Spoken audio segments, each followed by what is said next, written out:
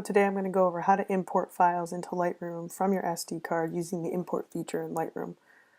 So to start, I'm going to go here to the lower left-hand corner and click Import, and this is going to bring up the Import dialog. On the left-hand side, you'll notice I have selected here my SD card. So this is going to allow me to choose where I want to import files from, in this case my SD card, and on the right-hand side where I want to copy those files to. So in this case, my internal hard drive on my laptop. So you'll notice here I have some preview files selected, just demo files I've shot. And then these unavailable preview files are files I've erased off the SD card. So I'm going to uncheck all. This allows me to choose which files I want to import and which files I don't want to import. And I'm going to click on the first file, and then while holding down Shift, click on the last file here to choose the files that I want to import. I'm then going to hit check. I'm going to check one here in the middle, and it's going to highlight and check all of those files for me, so I'm ready to import these files. So over here on the right hand side, I have a couple different options I need to be aware of. One, file handling. What kind of previews do I want to build? Do I want to build smart previews? Do not import suspected duplicates. Where to make a second copy to, and add to collection. For building previews, I'm going to stick with minimal because it's going to make a small preview. I don't want to take up too much space on my internal hard drive. But these other options allow different features, so embedded in sidecar could also be useful for a file you've already done work on and has an existing sidecar file, like a XMP file that you've dealt with in Bridge. Build Smart Previews is useful if you are importing your files to an external hard drive, so you're copying them from your SD card, adding them into your catalog, and then storing the files on an external hard drive. Build Smart Previews is helpful because with your external hard drive unattached to your computer, you'll still be able to access the file, work on it, add metadata, develop it, what have you. So it's useful if you are not storing the files on your internal hard drive. Do not import suspected duplicates. I always leave this checked because I don't want more than the file in my catalog more than once. So that's a good thing to leave checked. Make second copy to is useful if you want a redundant backup. You can have another external hard drive attached to your computer, and by clicking this and navigating to that external hard drive, upon import, a second copy of that file will be made to that location. And again, that's good for a redundant backup. Add collection, useful if you know you're shooting for a specific project and you already have a collection for that project in your catalog. File renaming. It's a good idea to rename your files in a specific format that allows for you to adhere to a database standard. Also allows for a client to possibly identify who you are by looking at your file, and allows for each and every file to have a unique number. So when you're using a file renaming system, you want to rename your files with three things in mind. First off, your name. This is what the client is going to see if you send them the files. So in my case, I like to use my initials and my last name. Second thing you want to keep in mind when you're renaming files, the date. The date is useful because it helps things stay in chronological order, and it's already going to be imported from your camera's auto-generated metadata anyways. To stick with a date that is of international standard, you want to go with a year, so 2017, month, 05, and day format, so that your date will look something like this when it is done. That allows for it to be listed in year, month, day format.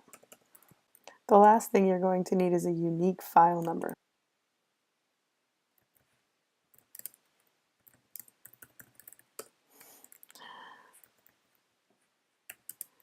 One, two, three, four is a good place to start out with, but that would be 1, 2, 3, 4, 1, 2, 3, 4, 5, 1, 2, 3, 4, 5, 6 for each file number would not be useful. So your best bet for a unique file number is the camera's auto-generated file number. Something that comes in that the camera has created. What you're trying to avoid when renaming your files is the possibility of having two file numbers generated that are the same. So for instance, if you're shooting with two cameras on the same day at a same event and you're popping between those two cameras, You might not want to choose a sequential file number because after you've imported camera A, when you import camera B's files, that sequence number could come up again. So in this case, let's pop back to Lightroom.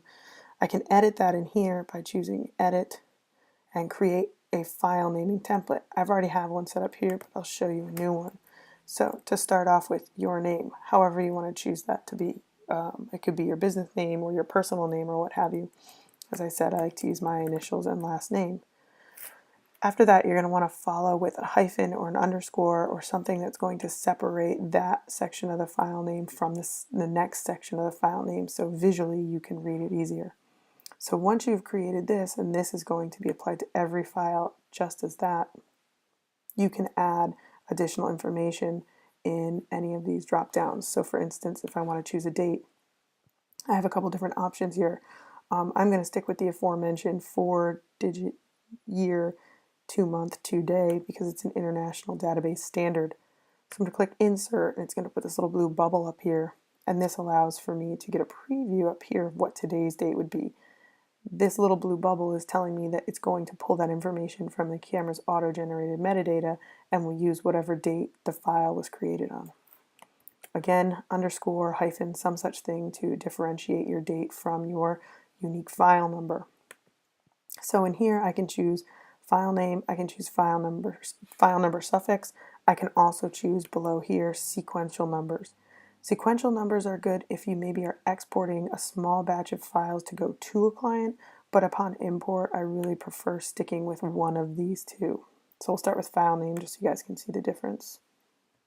So file name is going to be the complete file name from the camera, whereas file number suffix is going to be just that last little section from the camera name. It depends upon which one you would prefer. The file number suffix is long enough to be a unique number that it should work just fine.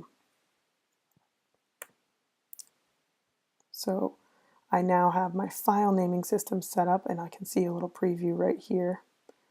Down here it says sample, and also I can see my custom settings are in here, or I can go back and edit if I need to. Once I have that done, I have an option to apply during import. So I can apply development settings if I know I want to develop these images a specific way. I'm not going to do that now. And I can also apply metadata, custom metadata. I'll show you how to set that up. So you're going to go to New, and I'm going to come up with all of this metadata information in here. Now, since this is going to apply to every single file you import in your either this import or hopefully in future imports you've set this up and you've created it general enough that you don't have to change it for each import, I want to keep this pretty broad. So my copyright is going to be my name, and my copyright status is going to be copywritten. Terms of use, I'm not going to worry about that now, and then I can add in my URL here so that it will be attached to each and every file. Now from here on out, I can also fill in my creator information. Again, my name, my address, my city, state,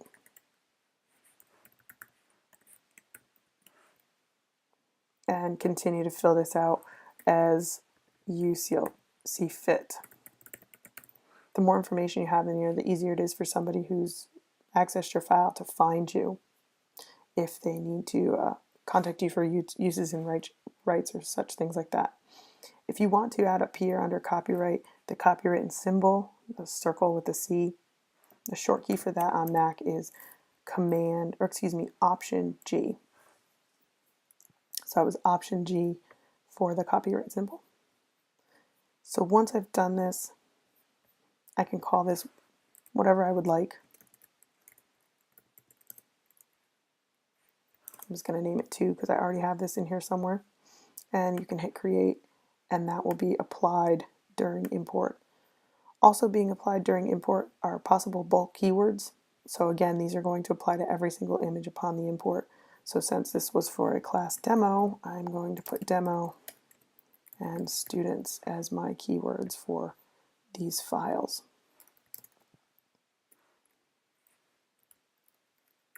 And since it was for a 101 class, I'll put that as well. So next I get to choose where my files are going. So I have this set up so that most of my files go into my pictures folder, but you can choose anywhere or any hard drive to have these files copied to. Again, as I mentioned, I'm choosing the internal hard drive, pictures,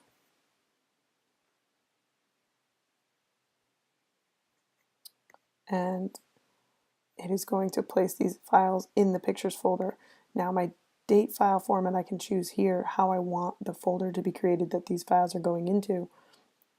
I prefer this particular method, which makes a year folder, as you can see down here, 2017 year folder, and then a subfolder for each day. Keep in mind you probably want to stick with a completely numeric system because August comes before January in an alpha system, and that can get confusing in a file structure. So once I have my file structure chosen and my files are going into their appropriate folder, you'll see a little check next to the folder they're going into. In this case, it's creating the folder and then putting the files in here. I can hit import.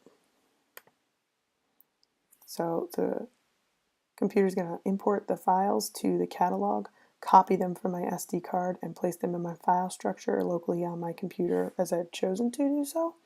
And I can see these pop up as they come in. They will also be placed in a quick import, or excuse me, current import folder here, if you will, off to the side, so you can access them quickly. So once that's done, the card is ejected. And you can no longer see it over here on my desktop, and I can see all my files have now been imported. I can see that they have their keywords on them, and if I were to check the metadata, each file has the metadata that I applied upon import applied to each file. Now I can start editing them or keywording them further or organizing them into collections, whatever I may need to do with these files. Alright, so that was how to import some files from an SD card into your Lightroom catalog using the import option and storing them locally. Thanks for watching.